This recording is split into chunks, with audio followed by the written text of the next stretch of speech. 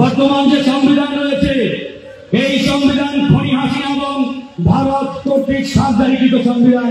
এই সংবিধান ছুঁড়ে ফেলে দিয়ে আমরা জুলাই আগস্ট বিপ্লব করেছি।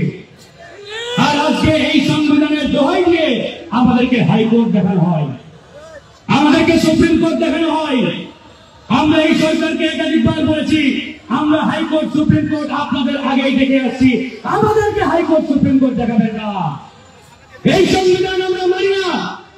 এই সংবিধান ছুঁড়ে ফেলে দিয়ে এই জুলাই আগস্ট বিপ্লব করেছে এদেশের ছাত্র জনতা। কিন্তু বড় দুঃখের বিষয়, পরিতাপের বিষয়, আজকে একটি অশুভ রাজনৈতিক চক্রের গভীর ষড়যন্ত্রের জাতা করে আমাদেরকে একটি এই সংবিধানের ফর্মুলার মধ্যে ঢুকিয়ে দেওয়া হয়েছে। তারা নাম দিয়েছে অন্তর্বর্তীকালীন সরকার। আচ্ছা ভাইরা, আমরা কি অন্তর্বর্তীকালীন সরকার চেয়েছিলাম? কথা বলতে হবে প্লিজ। স্লোগান না, স্লোগান বন্ধ করেন, স্লোগান বন্ধ করেন। আমরা বিপ্লবী সরকার চেয়েছিলাম, আমরা অন্তর্বর্তীকালীন সরকার চাই নাই। কিন্তু পরিকল্পিতভাবে সেই বিপ্লবী সরকার গঠন করতে দেওয়া হয় নাই। কারা করতে দেয় নাই সেটি ইতিমধ্যেই পরিষ্কার হয়ে গেছে। সেই 5 আগস্টে খনি হাসিনা পালিয়ে যাওয়ার পরে ক্যান্টনমেন্টের বৈঠকে যে সকল রাজনৈতিক নেতা উপস্থিত ছিলেন তারাই মূলত দায়ী এই বিপ্লবী সরকার গঠন না হওয়ার পিছনে।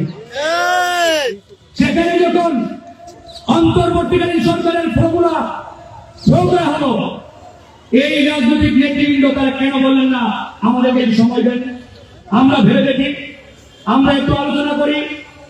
তারা বিভিন্ন পরিমাণ চিন্তা না করে তড়িৎ গতিতে জিও বলে মেনে নিলেন। তারপরে আর্মির গাড়িতে করে তাদের নিয়ে আসা হলো রয়্যাল হেডকোয়ার্টার বঙ্গভবনে। বঙ্গভবনে এনে সেই রয়্যাল রাষ্ট্রপতি কর্তৃক গ্রিন সিগন্যাল প্রাপ্ত প্রেসিডেন্ট শাহাবুদ্দিন চৌধুরী দরবারে হাজির হয়ে বলা হলো, মাননীয় মহামান্য প্রেসিডেন্ট, আমরা এরকম একটি অন্তর্বর্তীকালীন সরকার করতে চাই, আপনি কি বলেন? সে বললে ইয়েস করা যায়। বুঝছেন তো, তখন পর্যন্ত প্রত্যেকটি ফর্মুলা তাদের সূক্ষ্ম সেই ট্রেনওয়াইজ হচ্ছে। এরপরে এই অন্তর্বর্তীকালীন সরকারের ভবিষ্যতের যাতে বৈধতা চ্যালেঞ্জ করতে না পারে, ওই রাষ্ট্রপতি দপ্তর থেকে প্রধান বিচারপতির দপ্তরে চিঠি পাঠানো হলো যে এটা বৈধ নাকি অবৈধ, ভবিষ্যতে কেউ যাতে প্রশ্ন না করতে পারে। আপনি কি বলেন জনাব? বাংলাদেশের প্রধান বিচারপতি তখন পর্যন্ত হাসিনার নিয়োগপ্রাপ্ত প্রধান বিচারপতি, সে বাংলাদেশের প্রধান বিচারপতি ছিল না 5 আগস্ট। সে বলল ইয়েস, খুব ভালো ফর্মুলা হয়ে যায়, করে ফেলেন, সিগন্যাল দিয়ে দিলেন। তারপরে হলো কি অন্তর্বর্তীকালীন সরকার। এই সরকার না অন্তর্বর্তীকালীন, না বিপ্লবী, না অমুক, না তমুক, কিছুই জানি না, একটা জোড়া খিচুড়ি সরকার বানিয়ে দিয়েছে। এরা বলে কেউ আমরা এই সংবিধান মানি না, আবার কেউ বলে সংবিধানের কিছুটা মানি, কেউ বলে অল্প মানি, এরকম একটা অবস্থা।